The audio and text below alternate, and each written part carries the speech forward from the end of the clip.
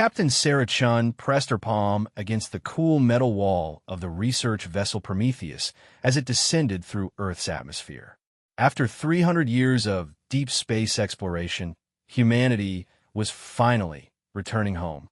What they found waiting for them would change everything they thought they knew about their own planet.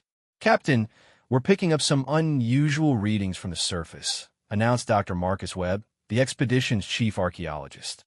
His voice carried a tremor that Sarah had never heard before, despite their years working together in the outer colonies. Sarah moved to the observation deck where the rest of her team had gathered. Through the reinforced windows, Earth looked different than the historical records suggested it should. The continents were there, recognizable, but somehow wrong.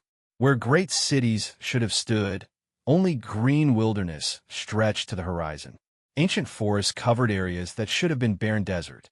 Most disturbing of all, geometric patterns were visible from orbit, carved into the landscape itself. "Those aren't natural formations," said Dr. Elena Vasquez, their xenobiologist. She pointed to massive symbols etched into what used to be the Sahara Desert. Someone or something created those patterns. They're too precise, too deliberate. The landing zone they had chosen was in former North America, where satellite scans had detected what appeared to be remnants of human civilization. As the Prometheus touched down in a clearing surrounded by towering trees that shouldn't have existed in this climate, Sarah felt an overwhelming sense of unease. The first survey team consisted of Sarah, Dr. Webb, Dr. Vasquez, and Lieutenant Commander Jake Morrison, their military liaison. They stepped out onto soil that their ancestors had walked centuries ago, breathing air that tasted somehow different from the recycled atmosphere they had known their entire lives.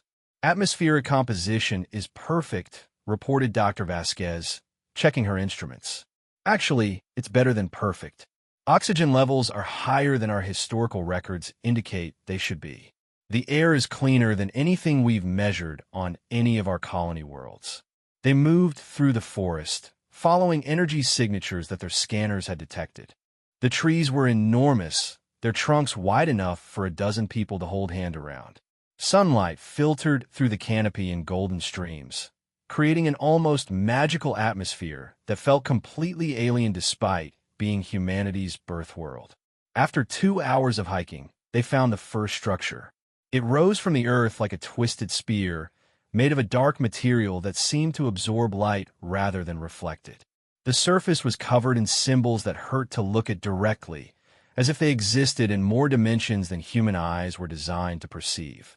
"My scanners can't identify the material," Dr. Vasquez reported, her voice hushed. "It's not matching any known compounds in our database." Dr. Webb approached the structure cautiously, pulling out his archaeological tools. "These symbols, they're not human, but they're also not completely alien. There's something familiar about the underlying patterns." As he began taking detailed photographs and measurements, the symbols began to glow with a faint blue light. The team stepped back instinctively, hands moving to their weapons. "It's responding to our presence," Lieutenant Morrison observed, his hand resting on his sidearm. "Passive response only so far, but we should be ready for anything." The glow intensified, and suddenly the air filled with sound. Not quite music, not quite speech, but something that bypassed the ears and spoke directly to their minds. Images flashed through their consciousness, too fast and complex to fully understand, but carrying an unmistakable emotional weight. Warning, danger, fear. When the light faded and the psychic assault ended, Dr. Webb was on his knees, blood trickling from his nose. I saw something. Fragments of memories that aren't mine. There was a war here, Captain. Not between humans, but something else. Something that was sleeping beneath the earth." They helped Dr. Webb to his feet and continued their exploration. Over the next several hours, they discovered 17 more structures, each one unique, but sharing common elements in their disturbing symbology. Every single monument carried the same psychic warning when approached: leave what sleeps undisturbed. As the sun began to set, they made camp near what appeared to be the largest of the structures. It was a pyramid-like construction, but with angles that seemed to shift and change when viewed peripherally. Dr. Vasquez's instruments detected massive energy readings coming from deep underground, directly beneath the monument. "There's something down there," she reported as they gathered around their portable heater. "The readings suggest a vast complex, maybe kilometers across. It's deep, at least 1,000 meters below the surface." "Any signs of life?" Sarah asked, though she dreaded the answer. "The energy patterns are difficult to interpret. Whatever's down, there's either highly advanced technology in standby mode or something biological with a completely alien energy signature." That night, their dreams were filled with visions of Earth's past. They saw humanity in its early stages, primitive but growing, learning to use fire and tools. But they also saw something else, something that had been here first. Ancient beings that had ruled the Earth long before mammals had even evolved, creatures of such alien intelligence that human minds could barely comprehend their existence. The dreams showed these beings going into a deep slumber, retreating to vast underground cities as climate change and cosmic events made the surface uninhabitable for their kind. But they had left guardians, watchers who would ensure their rest remained undisturbed. Dr. Webb woke screaming. "They're still here," he gasped as the others gathered around him. "The guardians are still here, and they know we've returned. They've been waiting for us." The next morning brought confirmation of Dr. Webb's nightmares. Their scanners detected movement in the forest around them. Not the random motion of wildlife, but purposeful, intelligent movement. Something was watching them, studying them, deciding what to do about their presence. "We need to leave," Lieutenant Morrison stated bluntly. "Whatever these warnings are about, we're clearly not welcome here." But Dr. Vasquez had made a discovery that changed everything. The energy readings from underground, they're not just alien. They're connected to a global network. These structures aren't isolated monuments. They're nodes in a planetary defense system. As she spoke, they could see movement in the trees around their camp. Tall, shadowy figures that seemed to blend with the forest itself. The Guardians had revealed themselves, and they were not pleased with humanity's return. The figures emerged from the tree line, and the expedition team got their first clear look at Earth's other inhabitants. They were humanoid, but wrong, as if someone had taken the basic human form and stretched it, twisted it, evolved it in directions that nature never intended. Their skin was bark-like, their eyes were the deep green of old forest depths, and their movements carried the patient, deliberate grace of trees swaying in an ancient wind. One of the Guardians stepped forward and spoke, not with its mouth, but directly into their minds.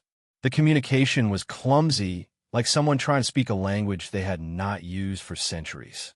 Children of the quick blood, the voice resonated in their heads, carrying overtones of sadness and resignation. "You have returned to the garden world. Why do you wake the sleepers below? Why do you ignore the warnings your own kind left for you?" Captain Chun found her voice first. "Our own kind? We've been gone from Earth for 300 years. We don't know anything about warnings or sleepers." The Guardian tilted its head in a gesture that was almost human. "Time moves differently for the long-lived and the eternal. To us, you left yesterday. To those who sleep below, your departure was but a moment's peace. Your ancestors knew the dangers. They worked with us to create the barriers, to ensure the deep ones remained in their slumber." Dr. Webb stepped forward, his archaeological training overcoming his fear. "Were these deep ones? What happened here that required such extensive warnings?" The Guardian's expression grew darker, its bark-like skin shifting to deeper browns and grays. "Before your species drew breath, others ruled this world. The deep ones were masters of flesh and bone, shapers of life itself. They created and destroyed species like a child playing with toys. When the great cooling came, when their time ended, they did not die. They chose to sleep, to wait for the world to warm again, to wait for life to flourish once more. And now we're back," Dr. Vasquez said, understanding beginning to dawn in her voice. "Our return means the world is ready for life again. Your return means they will sense the flourishing of warm blood and growing things." They will wake hungry, angry at their long imprisonment beneath the stone. Your ancestors understood this. They helped us build the barriers, the warning systems, the seals that keep the deep ones in their stone dreams. Lieutenant Morrison was checking his weapon, though he suspected it would be useless against whatever they might face. How long do we have before they wake up? The barriers are old, the Guardian replied, maintained by our kind for generation upon generation, but even stone crumbles with enough time. Your arrival has already caused stirrings. The deep ones probe at their prison walls, testing the strength of ancient seals. The ground beneath their feet trembled slightly, as if something vast was shifting far below. In the distance, they could hear a sound like whale's song, but deeper, more resonant, carrying harmonics that seemed to vibrate in their bones. What do we need to do? Captain Chen asked, her training as a leader overriding her fear. The Guardian looked at each of them in turn, its ancient eyes measuring their resolve. The warning monuments are more than symbols. They are keys